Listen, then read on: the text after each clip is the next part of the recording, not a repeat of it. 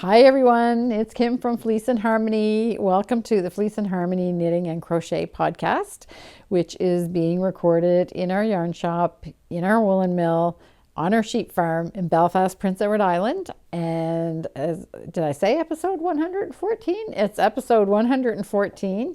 And if you're watching this on the day that it's published, it's February 3rd, 2023. So 3 days into February. And as we usually do, we're going to do a quick farm update. We have a very quick shop update. I have so many knitting projects to show you that it's unbelievable for this podcast anyway. So we're going to go through a lot of knitting projects. I'm going to do a list of 5, and this time I've decided to feature a designer. So we'll talk about that. And we have the section with Betsy, where Betsy and I talk about more projects. And we have a harmony part, which is a little drive over the Confederation Bridge. So Ken has recorded a trip. He made a trip to Nova Scotia, and he recorded his trip across the bridge. So I put some nice music behind that. As always, you can skip to whatever sections you want because there's chapters, of course, if you're watching this on your computer or your iPad or whatever. And I'm going to say right now, because I never say this, I always forget, if you enjoy the podcast, don't forget to subscribe and set your notifications so that you don't miss a podcast. We publish a podcast every second Friday. And we'd love for you to join us. If you're new here, welcome. And if you're an old friend, welcome back. So we're going to start with the farm update. And I am going to show a little clip of a video, I hope, that is from a few years ago on the farm when we had a whole raft full of lambs running around. And it was came up in Ken's Facebook feed as a memory. And I just thought it was so cute that I wanted to show it again. But I'm not quite sure if we're going to be able, I think we were able to get it off of Facebook because he doesn't have the actual clip anymore on his phone. So I'm really hoping that this is working. So just check out these guys.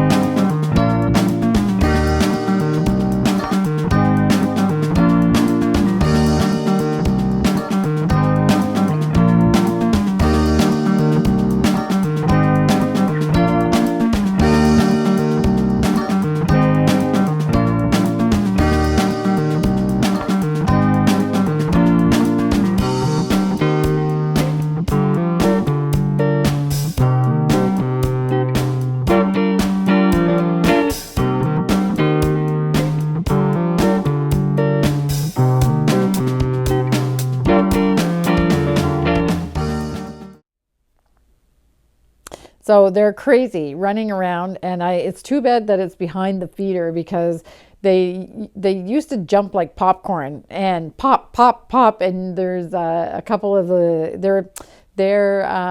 those sheep were probably about, they would have been probably about 8 months old. So they're not quite lambs anymore, but they were about 8 months old, but they were, it was on a day similar to today actually. And although the snow, it was just starting to snow, and it's a bit crazy. They're really fun to watch, but Ken and I were a little bit heartbroken when we noticed the hedgerow that's around that pasture, because there's hardly any of those trees that are left after Fiona. They've almost all been, all of the tallest spruce trees that you see in that video are flat on the ground and chopped up now.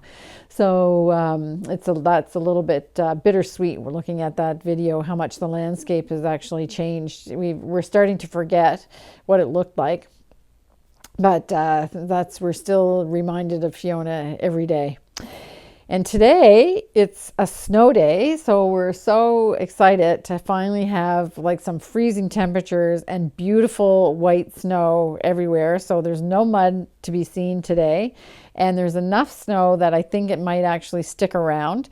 So that's really really helpful because we talk a little bit about it, Betsy and I, in the Betsy section, but it's really been really gloomy and just raining. And normally people would think it would be great not to have winter weather, but if you enjoy bright winter days, then it's really been gloomy. And in my last newsletter, I was a little bit talking about winter blah, but today we actually have a really nice snow day.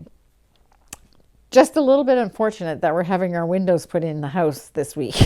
So they're still putting in the windows, but the windows, there's gaping holes in the house, and it's snowing, but the windows are still going in. So it's been funny. We've had to plan our heating schedule around when the windows are coming in, and we've got these two guys that are putting the windows in are just fantastic, I have to say. They're really very professional, and I've talked a little bit about the trades here, getting the house done. It's been a little bit tough because everybody is so busy that they're trying to fit in different projects and everything, and it's really tough to get people to get here on time and when they say they are, because if anything happens, if there's a storm or it's windy or like storm type windy, then everybody gets behind and they're so busy. But these guys have been here like every single morning, like sharp or early at 8 o'clock, and putting in the windows, and they're pretty slick about the fact that they can have the old ones out and the new ones in, and starting to caulk around them.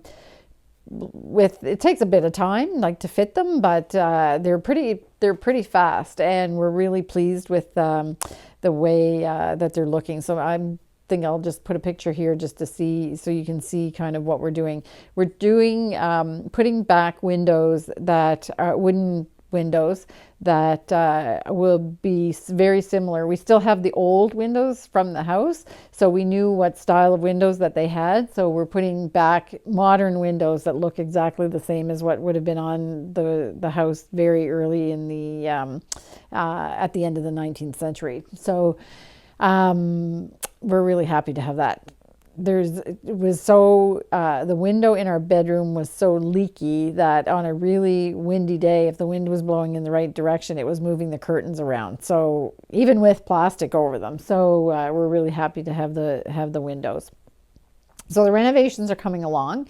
We are getting ready to, like, another room has all of the gyprock up, so we'll have I think like 2 or 3, 4, 5 rooms that will be when they start doing all of the seam filling.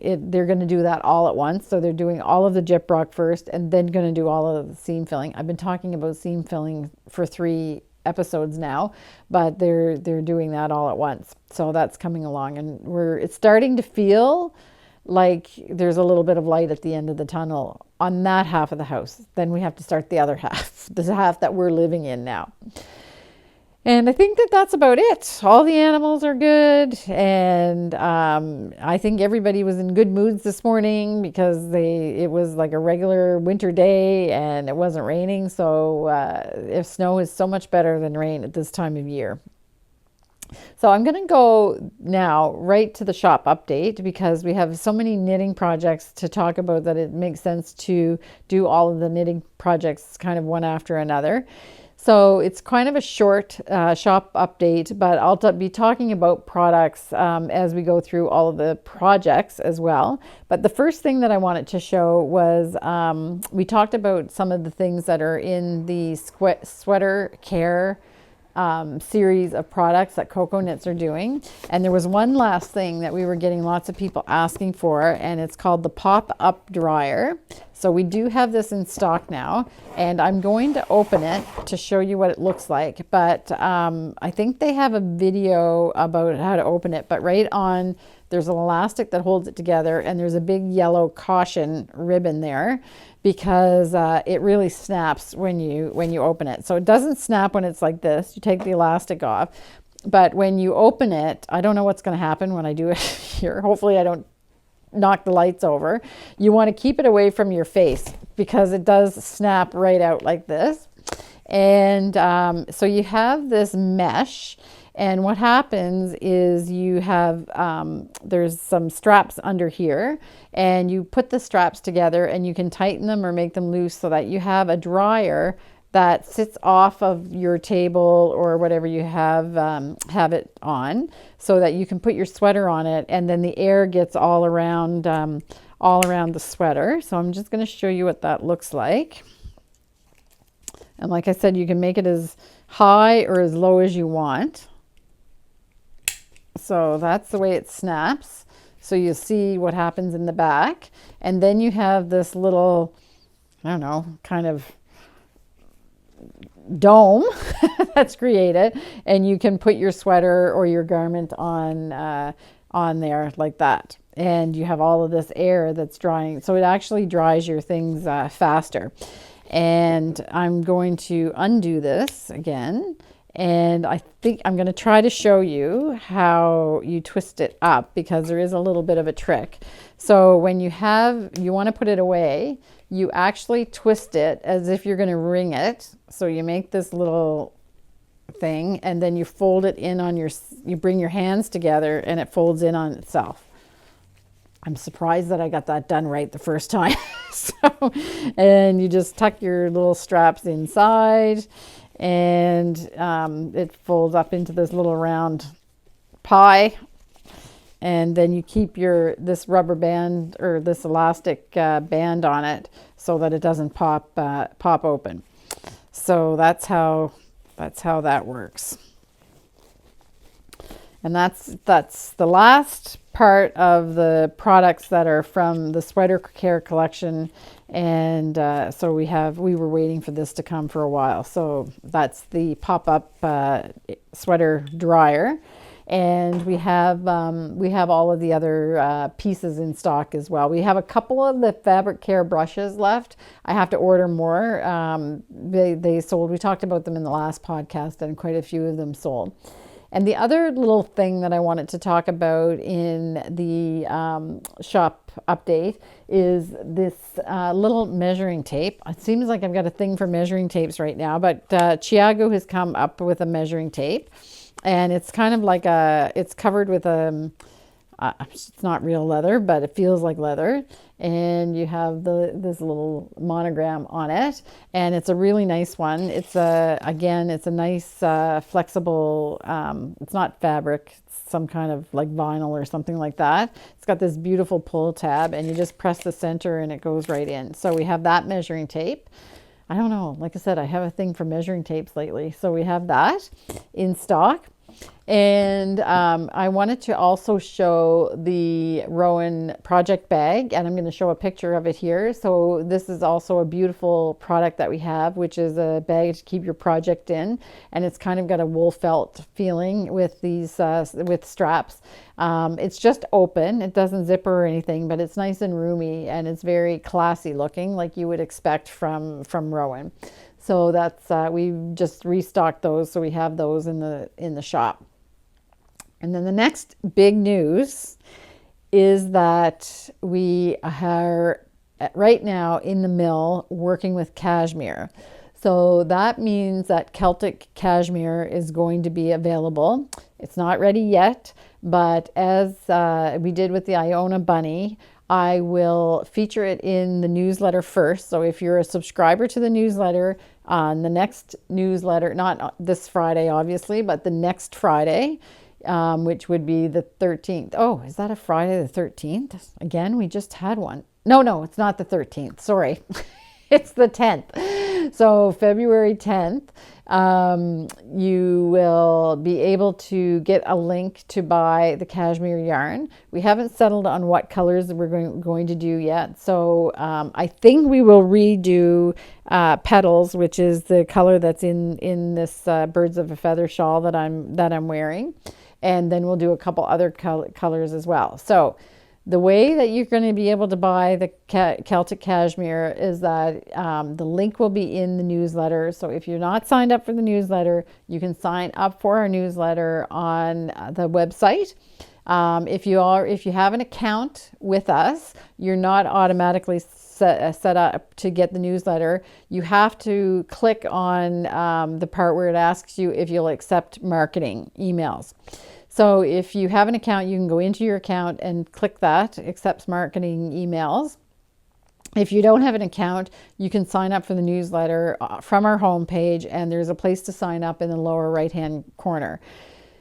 If you select accepts marketing emails, you don't need to worry. The only thing that we send for marketing is the newsletter, which is actually like a little blog. So I do a little piece. I write a little piece at the beginning of the newsletter, and then we feature things from the shop, and the links for the cashmere will be there first for people that have signed up for the newsletter. If there's any cashmere left by the time I do the next podcast, which would be 14 days, so February 17th, I will put the link in the show notes for the cashmere and open it up on the online shop. If the Iona bunny is any example, we had quite a lot of Iona bunny actually, and it still sold out in 35 minutes. So it wasn't my intention to have it sell out that quickly. Like, I thought we had quite a lot, but you guys were really anxious to get Iona bunny. So the people, it didn't get to, I don't have any left to be able to show you, and I really don't have any, not even a scrap of it left. So if you don't want to be disappointed with the cashmere, then you will sign up for the newsletter, and on the newsletter that goes out on February 10th, Friday, February 10th, it goes out at 2:30 in the afternoon, Atlantic time, and you'll have a link to buy the cashmere there. And like I said, we don't even know what colors that we are going to have. So that's it for the shop update. That's everything. Rowan spring is not coming until March 1st, so we don't have that to show yet. It usually launches on February 1st, but they've decided to postpone it till March 1st because they were missing a few things. And so on the next podcast, I'll be able to tell you a little bit more about that. But right now, that's it for the shop update. And we are going to go to finished objects because there are quite a few finished objects. One of them made an appearance a long time ago, almost a year ago, I think, and now is back because it was finished, then it was frogged, and now it's finished again. And I want to show it as part of a capsule. So this is Jennifer Hicks' project, which is the Elda sweater. And this sweater is a fisherman's rib sweater. It's really, the design is quite simple actually. It's knit in Kid Classic, which is a beautiful yarn. And the color that she used for this is mulberry. So it has a relatively simple neck. It's just like a funnel neck, I think they would call it. And the whole sweater is knit in fisherman's rib. So if you recall, it has a drop shoulder construction as well. So if you recall, when Jennifer knit this sweater the first time, she wanted a sweater that just skimmed her body. So I have a picture of her in this sweater. She wanted a sweater that just skimmed her body. When she tried on the sweater the first time she knit it, it was humongous. It was really, really like way too big for her. And she did notice after she had started knitting it, and we talked about this in the episodes that were around this, that the specs of the sweater were right, because Jennifer is always able to get gauge perfectly. So the specs were right, but she knit the wrong size because she didn't pay close enough attention to the specs of the finished sweater and the amount of ease that would have given her. So she frogged the whole thing. She had it done, and she frogged the whole thing and then re-knit the sweater using the same yarn. And she now has a sweater that fits her exactly the way that she wanted it to fit. So that's the Elda sweater, and this sweater comes in a little booklet of Rowan called 4 Projects in Kid Classic, which we have in stock, and I've showed that a few times. And Jennifer intends to knit a capsule wardrobe from that book. So the Elda sweater is one piece. Another piece is this gorgeous wrap called the Mona wrap, and she finished this. This was the first project that she did from that sweater, and she did this in The colors that she used is mulberry, so it matches the sweater. And then you have feather, which is like an off-white. You have pumice, which is a soft gray. And the brown, which I'll just turn this over. I can't open it because it's really, really long, and I don't have, my arms are not long enough, but the soft brown is champagne. So these colors make this wrap. I'm going to try to open it a little bit. It's really, really beautiful, and this this yarn just knits up so squishy and lovely. It's what I'm doing my cowl cardigan in as well. And so this is still doubled. So it's a really long wrap, and I have a picture of Jennifer wearing it as well, so you're probably looking at that now. So you can see that it just goes lovely with those little pops of mulberry with the sweater.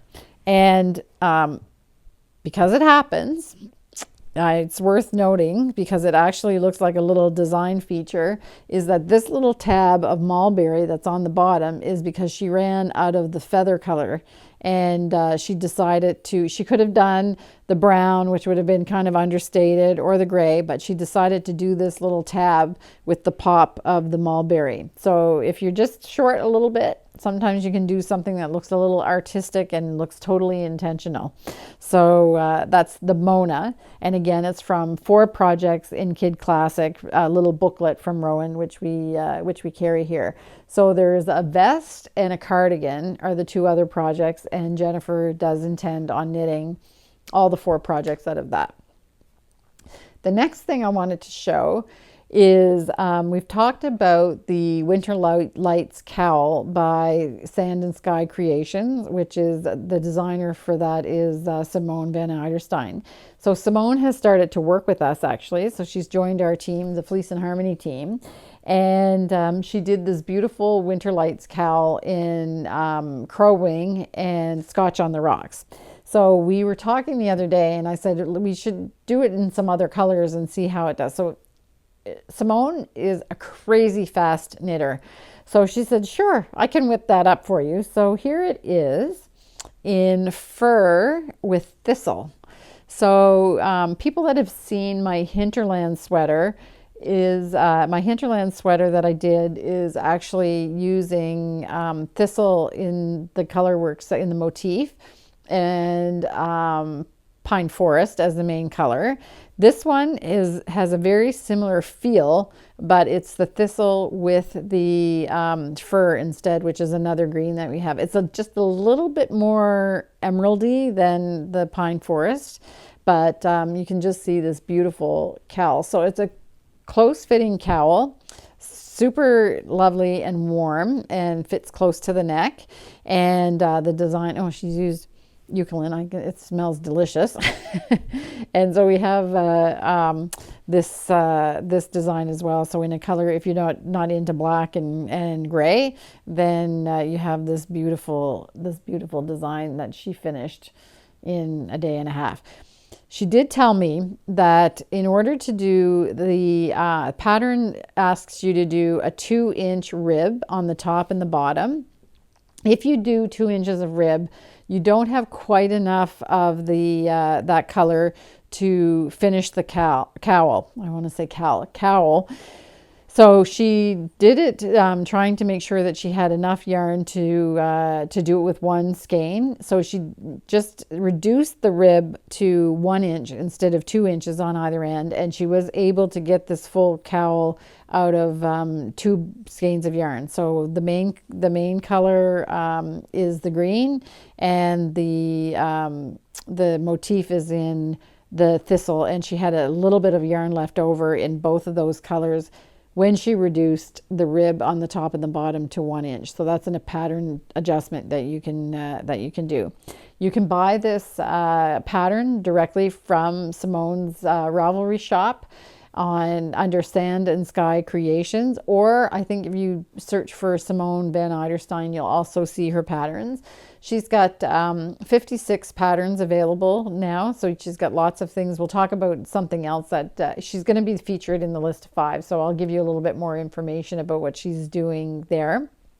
And if you don't want to shop on Ravelry, because some people don't want to shop on Ravelry, she does have an Etsy shop as well. And if you put Etsy, if you just put in Sand and Sky Creations, you'll find her patterns there. So this is the Winter Lights cowl. And then Simone also finished another project this week, which she knit in Rowan fine lace. And this is one of the newer patterns by Jennifer Beal. It's the Exploits, oh my goodness, Bay Exploits Valley, Exploits Valley shawl. And look at this. It is so gorgeous that I'm just going to hold the whole thing up. It's just beautiful. It's knit in fine lace, as I said, and Rowan fine lace. And the work on this is just exquisite. The blocking is beautiful, of course, as well. She's used blocking wires to do the blocking, but this is just a piece of art, this shawl. It's just gorgeous. And I'm going to show you just a little bit of the lace up close so you can see the lace edge. It's just so lovely. And as always, it's an interesting knit when you're knitting something with Jennifer Beal's patterns. They look really complex, but her patterns are so well written that like I always say, you just have to trust it's going to turn out like the way that you're expecting it to, but it may not seem like it's going to. You pick up stitches, you do color work, you do steeking. There's all kinds of things that you do to get this gorgeous shawl. And again, it's the Exploits Valley pattern by Jennifer Beal. I'm so happy that Simone let me show it because it's just a work of art for sure. And I won't be able to fold it all here, but we'll just try to get it into some kind of an order and put it away. And again, like as I said, fine lace by Rowan, which is just so it contains alpaca and Surrey alpaca actually, and it's just so soft and drapey. It's just beautiful. So since we're celebrating Simone's work today, I decided to do the list of 5 using Sand and Sky Creations. So the 5 patterns that we chose, I'm going to go through them one by one. There's a free pattern and then there's some that you have to pay for. Simone has been designing with our yarn for quite a while. So there's a few projects in here that were originally knit and designed with Fleece and Harmony yarns, and then there's other ones that are knit with other type of yarns in the patterns. But I will give you an equivalency that you can, if you want to buy from us, then you'll be able to buy yarns to do the patterns from us. So the first one that we want to talk about is Thick and Quick mittens. So this is a pair of mittens, just a basic mitten, and they're made from a thick yarn. She used a Lopi when she did this, but you could also use Aran held together. Our signature Aran yarn held together with Kid Silk Haze would give you this lovely fluffy dense mitten for cold weather. We do have Lopi yarn as well that you could use. So the Heatherdale Lopi. We're actually just doing some more Heatherdale Lopi now. We have some Night Without Stars in stock, but that's the only color we have in stock right now. But we will be making more of this. If you wanted to do these mittens in Lopi, we will have it.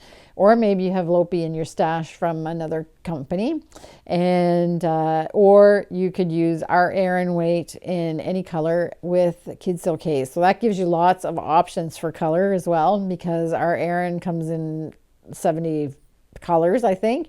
And Kid Silk Haze now has 83 colors. So you can definitely find colors that go together. So that's the Thick and Quick mittens. And like I said, that's a free download. So you can link through to the download. The link in Ravelry goes to Simone's blog where you can download the mittens for free. The next pattern that we love is the Beck Trail Hat. So Simone walks a ton. So she walks every morning, very early in the morning, and walks on a lot of, PEI has a lot of trails. So this is called the Beck Trail Hat, and it's knit in our Aran weight yarn. And you can use this one, I think, if I'm showing the right picture, is in blue poppy and another color. It's probably A Night Without Stars. I'll put a note down below. And I've also seen it in blueberry preserves with natural, and it's gorgeous as well. So this is the Beck Trail Hat. The next hat is called Sable Island, and it actually has the motif has horses on it, so it's a really cool pattern as well. And you use worsted weight yarn, so you can use Selkirk worsted with mohair. Again, Kid Silk Haze. Simone enjoys the fluff just like I do, so it's always good when you can add mohair. So worsted and mohair together, and this pattern is Sable Island, and it's gorgeous, of course. Then the next project that I picked is the Solstice Toque, so another hat. And this is also knit in Aran. So these Aran projects are quite quick knits, and the designs that Simone designs in the motifs are just lovely, and their power patterns are well written. So the next one, as I said, is the Solstice Toque. So there's also a cowl that matches the Solstice hat, and this is also knit in our Aran weight yarn. The color that's shown is autumn birch with vineyard, so it's a beautiful combination, very rich and fallish as well. So you can knit the hat and the toque and the cowl to match if you want. So Simone has agreed to offer people 10% off of her patterns and there's a code in the show notes. I'll also put it here so that you can look at that at her all the patterns that she has on Ravelry, and the code is only good in Ravelry though. So she set up the code for Ravelry, and it's 10% off the patterns that I talked about in this list. And that will run the offer will run for a month. So she's got that set up to start today and run for a full month, and you can use it as multiple times. It's not just a one-time code. So I think that that's about it for this part. We're going to skip over to the section with Betsy. We talk about more projects that we're doing. Betsy is thinking about doing a new crochet project, so she talks a little bit about that. I'm doing some adjustments on my sweater that I'm doing for the Kristen Drysdale knit along. We talk a little bit more about the knit along, and there's, like I said, more projects there in that section. So we're going to skip over there and look and see what Betsy and I are talking about. Hi, Betsy. Hi, Kim. How are you? Good. I bet you're happy today. Yeah, I am. Why? Because there's snow. Yes. Yes. Things have brightened up. It's been so gloomy. Oh. So having a little bit of white snow is delightful. Do you get my newsletter? Yeah. Okay. That was a test. So you know how I was feeling last week? Yes. Yes, the winter blahs. Yeah. And people that don't know me personally and that just watch on the podcast might think that I'm always like positive and whatever, and that's the way I am all the time. Yeah. But I am almost like that all the time. Pretty much. But not last week. No, we're feeling it. I was feeling it last week, and I don't like it when I feel like that. It's not fun. We've had a long haul of gray, gloomy weather. We haven't really had like just a nice solid white winter. Yes. So now I'm sure the people that are organizing the Canada Games are ecstatic that there's a little bit of fresh snow. Yes. And it snows all day today. Yeah. And what do you say, like 4 inches? Maybe. I don't know. That much, do you think? I don't know. More We're looking it's out the more window than what trying was to called decide. for, I think. Okay. But and then at the very end of the afternoon, the sun came out, And now we have a beautiful sunset, wintry sunset happening right outside our window here. So if we look over that way, we're looking at beautiful coral and blue skies. It actually looks like our yarn color Gale. Oh, yeah. We get amazing sunrises and sunsets on Prince Edward Island. Yes, amazing. Amazing. I would say, absolutely. I've heard some of the best in the world. I'll take it. Yeah. And I'm up on a hill, and just the way our house faces, I get the sunrise coming in my dining room window. Right. In the morning, and then the sunset in my bedroom window going to, and like it's purple and pinks and just flames on both ends of it. So I love it. It's nice. Yes. Yeah. So my sunrise will come up in our kitchen. Right. And in the bathroom upstairs, looking over the fields. And the sunsets will go down. It's now the kitchen that I'm using now at the moment on the other side of the house, but it'll be like in the living room. Nice. So it'll be nice too. So gorgeous. Yeah. And with those brand new windows, you'll be able to see it. Yes, I'm sure I've already talked about it. Okay. But yeah, so yes, we have, in case people are just using the chapters and skipping right to this, our windows are 2/3 of the way in right now. Yeah. So I hear the all day. They're going in. They've been working for 3 or 4 days on them now. Nice. Like it's so it's cha-ching. But it'll be worth it. Oh yeah, it'll totally be worth warmer it. and just so nice. We consciously made an investment in the windows. Okay. Our contractor was having a fit. Oh, okay. You wanted to keep the heritage feel of the home, right? Yes. So that meant wood. Yes. Oh, so okay. They're wood frame with fiberglass on the outside for the weather. Yep. So that's but with the bars I'll take a picture. I might have already showed a picture. They're lovely. Yeah. And her house is just so, you have to embrace it. Such a wreck. It's such a wreck. I can see the vision. I see where it's going, and it's yellow. It's a little bit of a little orphan child, sort of. Well, it's just been an old lady who's been a little bit neglected. And I think I've told this story that the woman that we bought the house from is still here. She lives across the street from us. She's watching it all. Yeah, she's almost 91, or she'll be 91 in August. She just turned 90 in August, and I consulted with her. Okay. Yeah, so I said it's going to take like 2.5 years, and she said that's good motivation for me to stay alive long enough to see it done. So I thought, great, stick around. Good on you. Nice. Okay, so that's it. No pressure. Yeah. To do a good job. Anyway, do we knit? Sometimes. Yeah.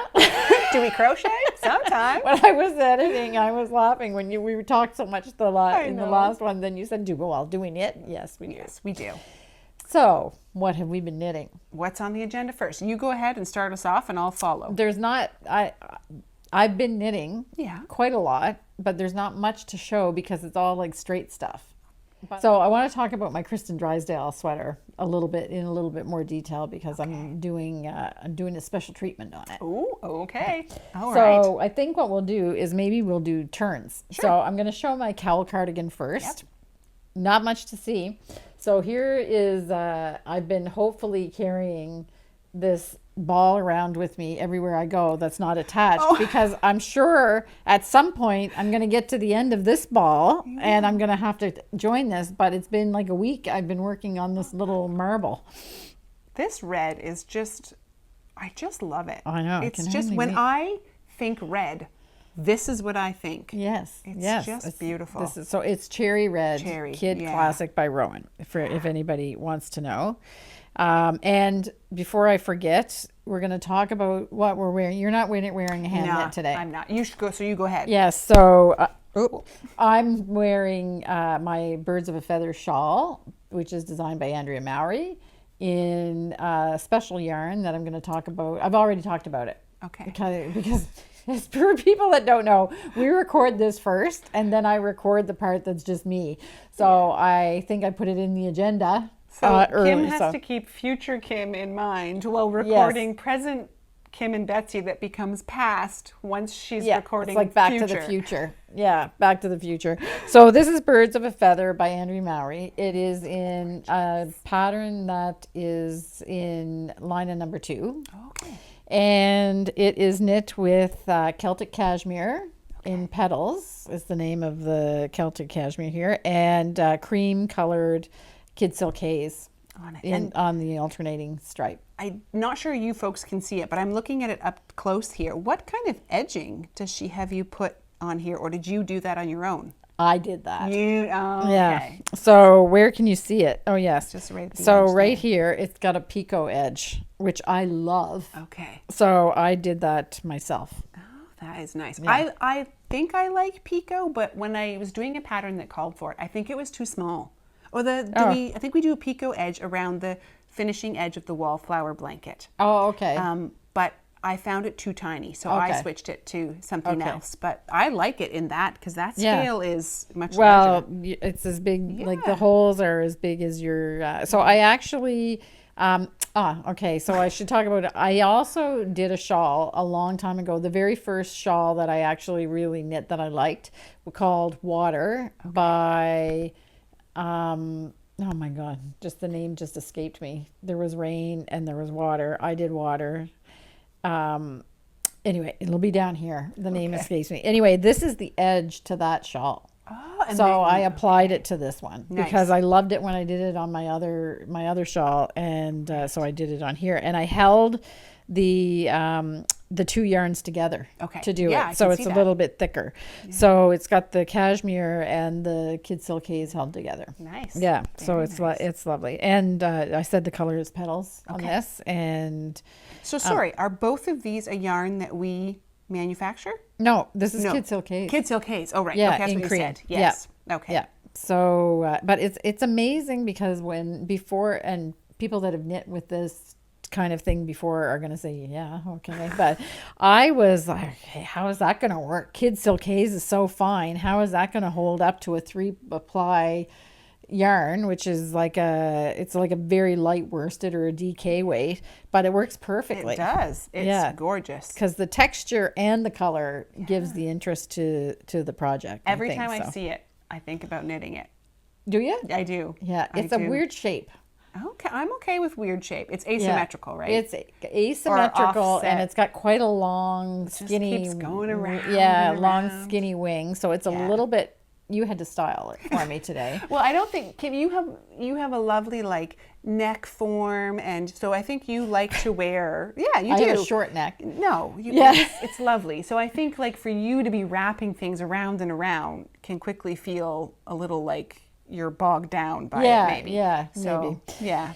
Anyway, I think what I need is the shawl cuff. Yes. We talked about that because Simone, who works with us, is always coming with these beautiful shawls with the shawl cuff. So now I think I need a shawl cuff, and I don't have any. I don't sell any. So I'm going to go right to my Jewel wholesale account, and I'm going to order some because now I can see how you use them. But I do have my little, you can barely see it, my little Monarch Butterfly Jewels shawl stick, which also works. So was I talking about my cowl cardigan? I think somewhere along the way. This is what Kim is wearing. Yes. 5 minutes later. So these are the 2 sleeves, which are in garter. I don't need to. Okay. Yeah, they might. It's not that No, it's not like. Okay. The next one you might have to help. Just garter increase. I'm now on doing increases on either side after 10 rows of garter. Okay. It goes like that almost. I actually have a question about that. Yeah. So when a pattern tells you to increase and it says every 10 rows, do you increase on row 10 or do you increase on row 11? I never know. The way that this pattern is written is every 10th Every row. 10th. So that means on the row 10. So it'd be 10, 20, 30. That's how you would do it? Well, sort of. Okay. So the increases are, I think they start on every 8th row. Okay. But I always do my increases on the right side. Oh, so the first row, as opposed to the wrong side. And I count right side opposed to left side. That's right. Okay. So you're doing it on either end of the row. Okay. But in this case, and I use a long tail cast on.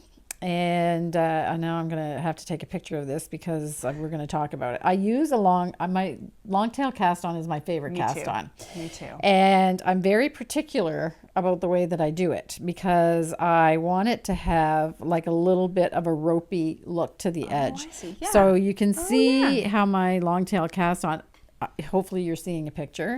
And on the other side, it looks like pearl bumps. Different. Yes. Okay. So I always make sure that is on the front part. Yeah, me too. Yeah. Me too. That's and then my I count front side. that as my first row. Oh, okay. Depending on how I want the garment to look. So Okay. sometimes I usually count it as the first row. So you cast on, and that cast on itself counts as the first row, as opposed to the stitches that you would put into the cast on row. Oh, Right. Okay. And sometimes, depending on how the pattern, I make a decision about what I want the next row to be after the first row. Okay. So sometimes if there was just a project, I can't remember, well, I think it was actually the tungsten, was the instructions said cast on and then knit, purl. Okay. And then that was supposed to be your right side, but I actually did purl knit because I wanted it to look a certain way. I don't know that it makes much of a difference, but there was some reason why I did. I can't remember what There are project details it was, that you see, and so Yes. that's what matters. If So- you're going to see it every time. Yes, and you can decide what you're going to do. I think about it before I do the first row after the cast on. Okay. And some patterns count the cast on, some don't, but I just fudge it so it looks the way I want it to. Okay. So whenever after I cast on, I stop and think for a minute about what I want to achieve. It sounds complicated, but it really isn't. Yeah. It's not. You'll anyway. I'm sitting here thinking through, what do I do? And I think I do both sometimes. Like I don't, Yeah. Sometimes I count the cast on and sometimes I don't. Right. Yeah. I usually always do, but then I Okay. make a decision about the next row. So I have this you get this kind of little rope on the bottom, which is what I like, this kind of the look of it. And that's my first row. So when you're doing garter, what happens is it's really super easy. Every purl ridge is 2 rows. You Right. just count the purl ridges and you count 2, 4, 6, 8. And then, so what I do is I start the counting after, I don't count the very first ridge. Okay. And when I don't count the first ridge, that's actually 3 rows. Yes. Because it's my cast on and then a finished motif of garter if you want. Yeah. So that's 2 rows. Yep. And my cast on, that's 3 rows. Okay. And then, so I go 2, 4, 6, 8, whatever, and then add 3 rows because I didn't count the first 3 rows. Okay. So this is just your Does way that of make keeping- sense? Kind of. Yeah, it's very fast. Yes. So what's happening now, back to your question about the 10th row, is that, and on my pattern, because I didn't want to be carrying the pattern around, but I wanted to, and at first I was unsure about counting. I don't knit and garter very often, so I didn't want to get mixed up. So I actually looked at what row number the increase would be on. So I wrote all of those row numbers on the margin of my pattern. I do that every time. Do 'cause I ya? don't know how Yeah. else to do it. Yeah. Yeah. Yeah. And I don't use a row counter. No, I because don't either. I like to use a row counter, but then I always forget. And then I go, oh my God, was that 2 rows or 3? And then it's worse. Yes. It's worse. Yeah. So now on every 57, 67, 77, I know that I'm doing my Increase. My increase. So my brain says you are increasing on the 10th That's right. row. Okay. Yeah. Got and it. that's how the pattern's written. Okay. Every 10th Every row. 10th row. Yeah. Got it.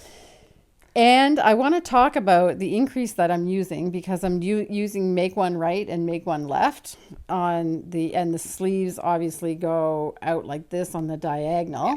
So I don't know, facing me, this is going to the right. So and this is the right side. So I'm going to do a make one right and then a make one left so that they're leaning in the right orientation. I like that one too, as opposed to is it the backward loop cast on? Because Yeah. I find that floats a bit To too much. increase? Yeah. Oh no, yeah. And I'm doing my increase 2 stitches in. That's smart. So Because you I keep do a mattress. nice, neat edge. Okay, I'm learning. Yeah. This is, So I do mattress stitch to sew. So I want a nice, like clean edge to put my stitches in between because it goes between the first and second stitch. So I'm doing my increase is actually after the second stitch, so in there. Brilliant. And you really can't see it. No, that is, and you really won't once you actually seam that. Yeah, exactly. That is fantastic. Yeah. So that's the sleeves. All right. God, I didn't think I was going to be able to talk that long about Well, the sleeves. No, Yeah. that's fantastic. Yeah, And I learned a couple of things there. Right. Good. Yeah. Okay. That's so fun to share. Yeah. And we had such a good response about the Nostipin discussion that we have. So when we were talking, we were saying that the ball stays intact, which is one of the things. So this is now how big the ball is that was wound on a Nostipin. So will you rewind this? This one I did because my mother's dog grabbed the ball of my yarn. Shannon. Yes. So normally I would not rewind it. Rowan's Rowan's yeah. balls. But I did in this case because I had yarn barf. You needed to fix it. I needed to fix it. So and look at that, how neat and tidy that is. And still. there's I don't know, would there be 10 yards on there? I doubt it. It's hard to know. Not It seems quite, to go probably. forever, I have to say, but okay. So that's the cowl cardigan. Okay. All right. Coming along. And I am like absolutely cooking in this shawl. Yeah. It's you've got it's meant for being outside or at the rink or I don't know why I feel so warm, but I hope you can't see me. If it starts to drip, I might have to take it off. You're not even glistening yet. I'm dewy. Oh, good. I'm dewy. Yeah. Okay.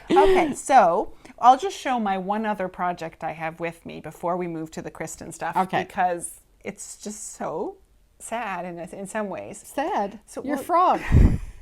But he's sad because he wants more appendages. Oh. So he has one leg so far. Wow. They even has a joint. They have a couple joints. They've got a joint like, I don't know, at the knee. Yeah. And then there's another one at the foot. And it's looking awkward right now because I actually am supposed to put a wire in it. And I didn't think I was going to, but I am. Because I sat and stared at him for like 10 minutes trying to decide if I put his leg on backwards. Oh, okay. Which I did not. But a frog's leg bends up and around. And then his foot bends still. I don't even know if you can see all this.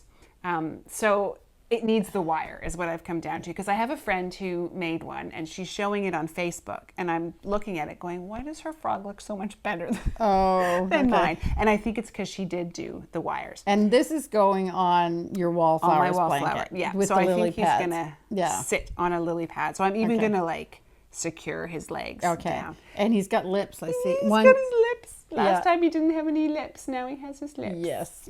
I think we call him Frankie. Frankie the frog. Very He's cute. so cute. So that again is by Dot Pebbles.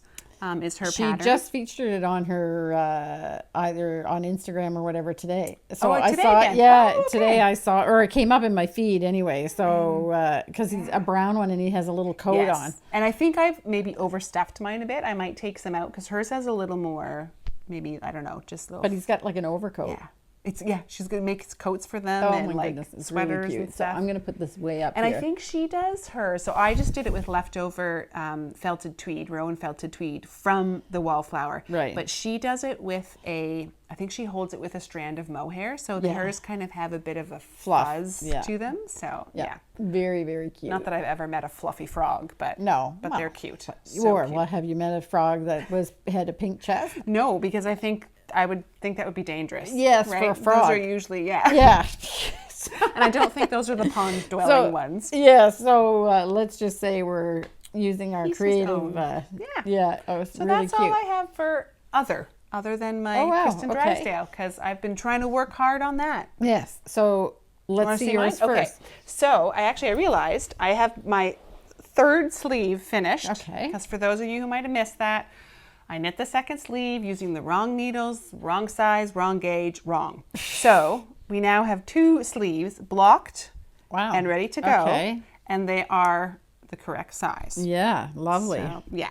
Yeah. They're all good to go. Very nice. And she even has you put, I've never done this before, but there's is it called a facing? Yeah, Yes. interfacing on there. So Yeah. when I seam it, somehow this is going to fold over and make those seams disappear or something. Yeah, I know. Not so sure. Well, I couldn't get it. I was doing, okay. but it would be, I should look at her pattern for this because I have to say that my paisley is supposed to have a facing. Yeah, it's a Norwegian technique. Yes. And I've even heard Arna and Carlos talk about it. And he talks about it like it's so obvious. Why wouldn't you do this? Yes. But I'm not sure. But I couldn't get it. Okay. So I just skipped the facing. Okay. But it does make it look beautifully neat inside. And Kristen's instructions, I would say, are maybe a little more detailed Yes, than yes. Sissel Huljevik's from Yes. the paisley. So Yeah. maybe I'll have hope of figuring it out. Yes. We'll yeah, see. Yeah. So when you do, then you can let us So know. it's coming along beautifully. Yes, it Crowing, feels really, really nice. so soft. It's very soft. Crowing is the black, and the Yeah. pearl is the light gray. Yeah. So I've got the sleeves done, and then Makes you want to put it on. slip it on. Yeah, actually. You can go for it. There you go. Oh, it's that. it's really nice. It even has like a smoothness to it too. Yeah, it's very nice. So yes, Although I don't need to add more layers. Yes. Okay. More layers. Beautiful. So I've also got the body started. So we're working from the bottom up. It's a cardigan, but it has, so she puts a steek in. And I really like what she has you do.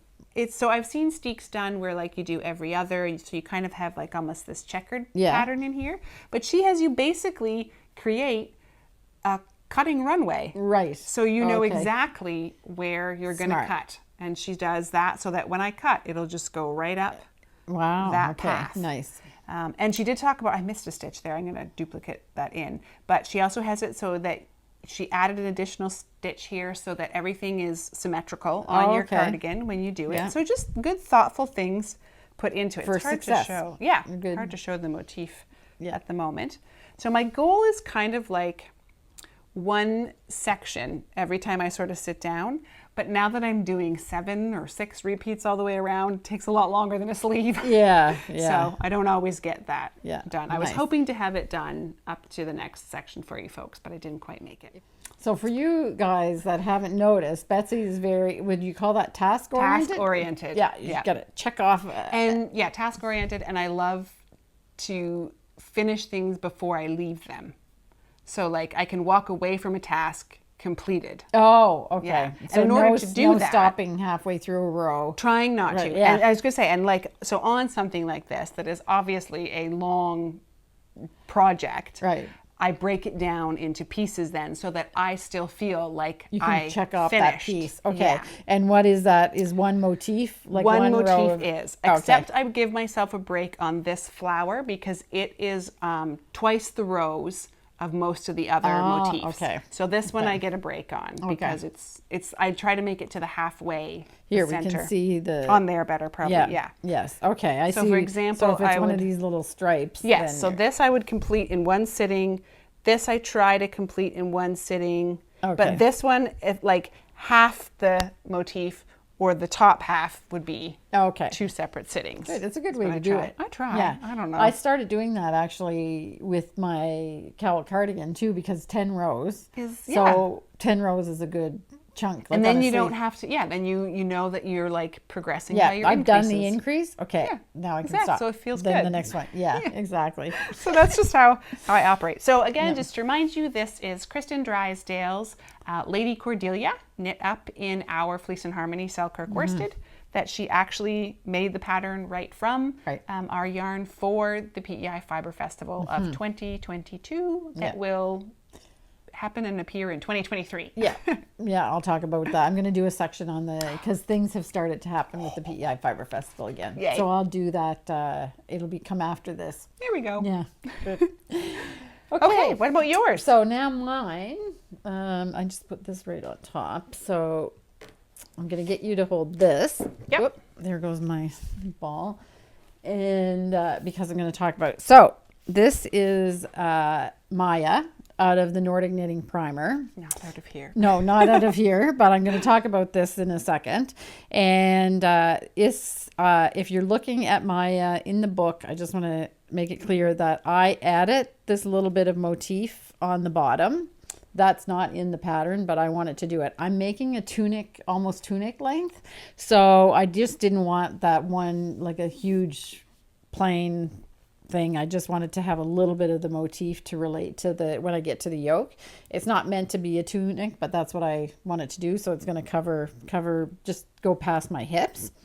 And I have just a little over 8 inches knit on this right now, and this pattern has a little vent, which is really nice. I like that. So actually, here's one of the dangers of the long tail cast on. This is what I had left after no way. my last stitch on the so that was what you call yarn chicken. And don't panic, it's not going to come out because I just did it. I put it in under one stitch, but that's going to felt and it'll stick in there because this yarn will felt. So I just saw that. That's funny. That I was like determined I wasn't going to splice anything else to that. So that's it. That's about as close. I could barely get it around the point of that. That reminds me how often I forget. For some reason, we splice yarn here in the shop fairly regularly. I get home and I forget that you can do that. So I would have pulled that entire cast on out, gave myself an extra few inches, and would have cast it on again. Oh, I don't know. You can just splice it. Yeah. Oh my goodness. Anyway, unless you're a nut like me and says I'm not splicing it. So I usually have lots extra, so I'm not quite sure what happened. I probably went 20, 21, 22, 23, 24, 20, okay, 40, okay, 41, Kim. 42. There are many of us aspiring to be a nut like you. Yeah. Anyway, so this is it. So I've got about 8 inches, and this sweater is meant to be people that are somewhat beginners doing their first color work project should be able to do this. So there's not shaping, and most Norwegian sweaters don't actually have shaping, really. But I want a little bit of shaping. So I have been measuring very carefully about how high this is to, like, getting to my waist. Okay. And this is where Amy Herzog comes in, because I'm actually going to do darts for the shaping. And so I'm going to do, and this is Amy Herzog's Ultimate Sweater book. She has 2 other editions of her technique that are Knitwear Love, and there's I don't know if that was the first one or the second one, but I'll put it underneath here. This was the 3rd one that she did, and she talks about fitting sweaters and different ways that you can fit sweaters, and then she gives recipes for sweaters in this book that you utilize the shaping techniques. So I'm going to do her hourglass shape, which requires you to do darts. So I'm going to be decreasing to go in for a slight increase, or slightly reducing the waist, and then I'm going to go out when I'm starting to get close to the bust. And I'm going to do them in the back like darts, which is one of the techniques that she uses. So not just at the side, but kind of in the back, and I'm going to do darts. So this is a new technique for me. So I'm going to learn Kim takes how to do it. A nice, simple, straightforward, easy knit sweater. Well, because it's a good one to learn on, because it's straight stockinette. That's true. So it actually makes it really conducive to making it your own. Yes. If it already had all this stuff built in and then you were just trying to move it, that would be way more complicated. Not that crazy. So I decided to do it on this, because it's not very often I knit kind of like really straightforward. Yeah, you usually start with something complicated. Yeah. So I'm really, because I was always intrigued by this book and the way that she does things. So I'm going to learn the technique on this one. So this is great. Nice. But what I was really laughing at is because I was looking at the book before, because I haven't started that part yet. Right. So I was looking at the book, and she gives you all the different scenarios about what you might make adjustments to. And then when she's talking about the shaping, she even gives you shaping tips for a dowager's hump. I was like, oh gosh, dowager hump. I'm like, oh, which comes from sewing. Like okay, that was they the talk about idea that. of it. I think Okay. the Queen Elizabeth used to have a dowager's. Okay. So that's at the back of your neck, right? yeah, like the back little bit below your neck. I actually have that somewhat, and it's just, for me, it's genetic in my family. Like, Okay. I had that even when I was younger. My posture has probably not helped. I've never been great at posture. You have lovely posture. But I do naturally have, and I work, in my past, I worked for a chiropractor for a while. So I've had like it all x-rayed and stuff, my whole back like thoroughly x-rayed and all my vertebrae measured. It's just comes with the way you're. It's just the way I was born and built. Oh, yeah. okay. So knowing how to like accommodate that would be good, because I often find then even when I add short rows, it's not enough on most patterns to give me enough tilt, which is what I'm wondering why I think everything feels like it's riding so high. So Brenda Yep. will comment at this point. Okay. So Brenda, we're going to be watching for your comment. Brenda is a faithful viewer, but she's a very accomplished sewist. Oh, so she will talk about this, I'm sure, when she writes a comment. Right. Hi, Brenda. Anyway, so that's what I'm going to learn with this, and I'm going to use this sweater to. I'm gonna use this sweater to learn that technique. Nice. So Very good. So that's adventures ahead. Yes. So the topic is the Kristen Drysdale knit along, but we're talking about her sweaters. So at this point, we will say it goes until April 30th. So you still have time to join us if you want for the knit along. And I have been more or less keeping up with the comments on the Ravelry feed. And I just should make a comment because poor Betsy tried to find the feed on our community feed, which I forgot completely about. Like on our actual store website, community forum. Yes, it's not there. It's on Ravelry. Yes. So I just said, I'm going to do it Which I've been on once. Took a picture. I need to get back on there myself and give an update now of where I'm at. Yeah, so, that's right. Yeah. I haven't even posted a picture. I don't know. So I'm such a bad cow leader. Well, I find too, when we do it here, we feel like we've shared with you. So sometimes it's hard to remember, or you feel like, well, I don't want to bore them by repeating everything over here. So yeah. We appreciate the grace you give us. Yes. Anyway, Kristen Drysdale cowl. You can knit any pattern Kristen Drysdale. Now she's got more than 100 on Ravelry, and you can use any yarn. Just join us if you want. She's got lots of small projects and big projects and everything. So she's a great designer. Yeah, great variety. Yeah. So do you have anything else in progress? Not knitting. Okay. And crochet is very like, I'm thinking about it. Okay. Yeah. So we can shift to crochet if you want. Yes. Yes. Okay. So I finished the Wallflower that Kim and I started, I don't remember when, that doesn't matter. So I'm looking for my next crochet project. And I was thinking about doing another blanket in a very different style. But I've also never crocheted a piece of garment clothing. I've done accessories like hats and scarves and stuff, but I've even did like a poncho, I think, for one of my daughters with a hood on it. It was actually pretty neat.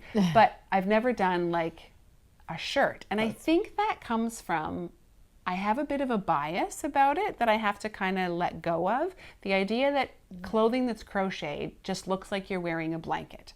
And I'm learning that that's not the case. There are some really neat designers out there who are doing a really good job of actually making clothing that looks as though it was intended to be crocheted. But still looks nice. Does that it's make sense? designed in crochet. Yes. But I always feel bad when I say, but it looks like knitting. It's because I think there's this for people that don't crochet. Yes. I think that there's this kind of bias, There like you is. said, Yeah. that you can't get the same look with crochet. Right. Everybody's done granny squares and things like that, and even Rowan, like a lot of the patterns that they have in crochet, they have like eyelets and laciness to them and stuff like that. Although they're getting more, let's call it sophisticated as far as the patterns go. But I think that's kind of like an old-fashioned view of crochet because the stitches that have been developed, and I think it's relatively recently. Yes, I think it is kind of an evolution in that craft. It's just gone like so far beyond all of that that I have to stop saying it looks exactly like it's knit, because it's crochet, but it's a fabric. It's a solid fabric. Yes, it is. And the interesting thing is, so someone who's done amigurumi, Right. which is all about crocheting in the round and in a 3D shape, we as humans are 3D shaped. Right. And a lot of clothing or sweaters is just a couple of tubes stuck together, right? Yes. So sleeves are tubes, your torso is a tube. Right. So it actually lends itself really well to garment construction. The challenge is figuring out how to get some of that, like the shaping where you want it to come in quite quickly. But even as I think about that, I'm like, no, that's not even that difficult when you understand how to crochet. You do 3D. that all the time. I do it all the time. I know. So I don't know what my hesitation has been, but I've now sourced out a possibility. I'm not 100% committing to this pattern, but it comes out of, I was looking through Moorit, and this one happens to be issue number 1, so winter and autumn of last year. So there's 3 issues now, and this was the first one. Yeah. And when I saw this magazine, I brought it into the store because I thought, wow, okay, this is something new and exciting. Yeah. It's kind of, if you're a Lina fan for knitting, you're going to like this magazine because it has very much that kind of feel. It's from Scotland, and it has that beautiful, like, the paper is that, Not glossy. It feels like paper. But nice paper. The pictures are lovely, and the designs are great. So I took a look at this one here, which I'm thinking about still. And I just started discussing with Kim this evening kind of what yarns I could maybe use, because we don't carry the yarn that they use for it. Right. So just looking at substitutions, what we have here in the shop that might work, but still hold true to that essence. So the yarn that they called for has some significant, I think it has like some silk and some mohair and some drape. So it needs to have drape. Yeah. So I didn't want to go 100% wool and not have that drape. So like I said, it's early stages that I'm thinking about it. I'm not 100% committed to it, but stay tuned and maybe I'll come back to it and I'll give it a go. Yeah. So that'll be great. Yeah, I'm going to go home and dream about because this is not a color combination for me. This is very earth tone. I am not an earth tone person. But you don't have to do it that. No, I know. I'll have to think about what I would put with it. So, yeah. All right. So I have my Wallflower blanket with me, which I haven't done much progress on it. I have all of these. It's too low. They can't see. We'll have to hold it up. So I'm going to hold this up. Yes, this is what, okay, we want you to see it out there, not, okay. So, I have all of these are these popcorns or pebbles? Pebbles. So I have all of these pebbles made. I just haven't connected them all. Oh, good. And then I went ahead and did the next flower that goes in here, so that you can at least see that there is how this is going to come together. So this is my next flower, and I was discussing this with Betsy because this is kind of a prototype because I changed the color scheme around. She's going rogue. I'm going rogue. And but Betsy was asking me, well, I don't know, like how does it fit in with your other? So now you're seeing it the way that it's going to look too. And it will have that color bilberry, will be what connects here. So I think that will be amazing. Yes. Yeah. So these are the large, the second type of large flower that you do. They take forever. They do. They look compared simple. to the quick little pebble ones and the popcorns and stuff. Yes. But they're not you hard. make but 14 of these. Yes, only 14. And you make like 40,000. I haven't gotten to the part where at one point when we first started, she said, if you've got nothing better to do, you make 50 more of these pebbles or whatever. I haven't even gotten to the part where you're going to use that. So that's coming up. I'm going to have to make 50 or 80. They do go fast though. Yeah, I really think they do. Anyway, so this is, I haven't forgotten about it. I'm still doing a little bit of work on, by times. And I feel much better now that I've actually got this done, because I had hoped to have my blanket look kind of purplish, and so far it hasn't. She just had to be patient, and you also did a little adjusting to make sure your favorite color you want to be prominent. Yes, and so exactly. you've gone and figured out how to make that happen. Yeah, I've adjusted. So now it's all of these richer, like burgundy and like amethyst and whatever is what's coming up next, because mine is So just I think your whole next 2 sections will basically be this color family here. Oh, okay. Yeah. Great. So that's how it's going to go. I don't know if you can see that. And then eventually you'll shift back to this Really color dark. family right here will be your complete outside. Yes. Okay. So, yeah. Okay. We may have to make sure that, because we made Ken adjust the camera so that it was up here farther, and now we're showing everything Holding things down here. Yeah. So okay. up we so are. There we go. And this. Yeah. Oh, that's backwards. There we go. All right. Great. So I think that's it. That's all we got. Is there anything else that we need to talk about? I don't think so. Not the 2 of us. No. Okay. It's up to future Kim to take it from here. Yes. Yeah. Okay. So thanks for sticking around. I was a bit late today. Oh, no worries. Because the window guys were in the house. The stomach's not growling quite yet. Yeah. So we do this around dinner time. Yes. All right. So we'll see you the next time. Bye. Take care. Bye. So welcome back. We're almost finished for this episode. I do want to talk about the Fibre Festival. I haven't been talking about it that much. So the Fibre Festival for 2023 is started. We've really started to planning. I'm still on the planning committee for that festival. And we've ramped up. We've had a few different meetings. They're going to put out a call for vendor. It might already be out by the time you're watching this. A call for vendors is starting. The vendors that were there had signed up for last year's Fibre Festival. It didn't happen because of Fiona. Have been contacted, and we're really starting to do the planning again. So the Patty Lyons and Kristen Drysdale have agreed to come again, so they'll be teaching classes. We're also starting to get the workshops organized, and there is a newsletter for the Fibre Festival. So if you want to be the first to hear news about the Fibre Festival, then I'll encourage you to sign up for the newsletter. The link to sign up is in the show notes below, and you can sign up. And now that the Fibre Festival is in October, we're hoping that we're a little bit out of hurricane season, so we don't have to worry about that.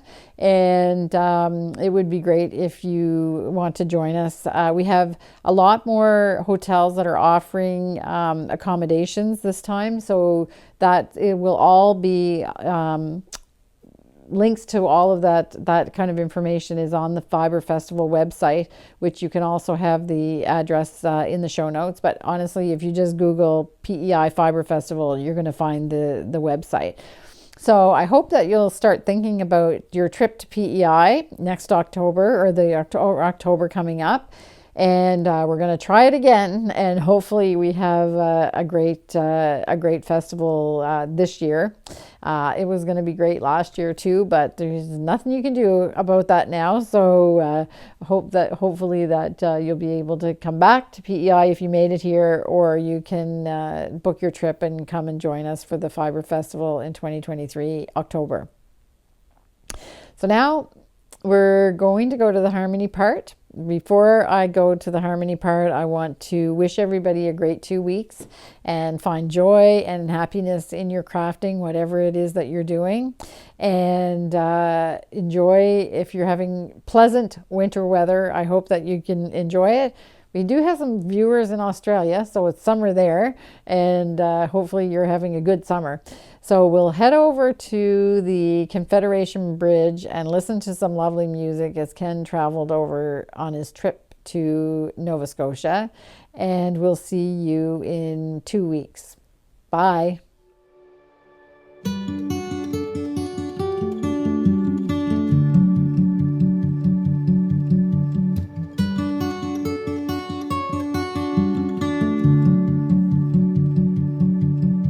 Someday I'll find home, the picture in my mind, a place where I can go, and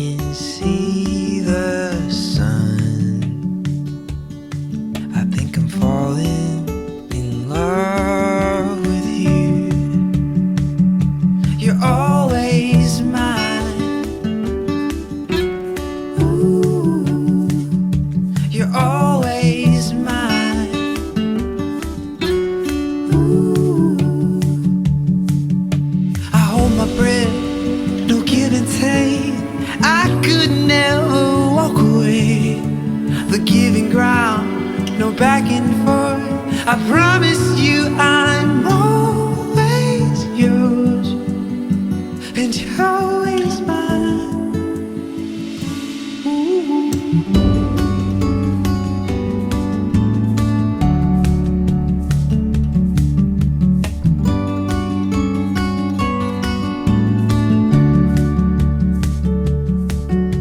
Sometimes love is brief. Sometimes love takes time. Like the old oak tree, the two of us will rise. The two of us will rise. You're always mine. Ooh, you're always mine.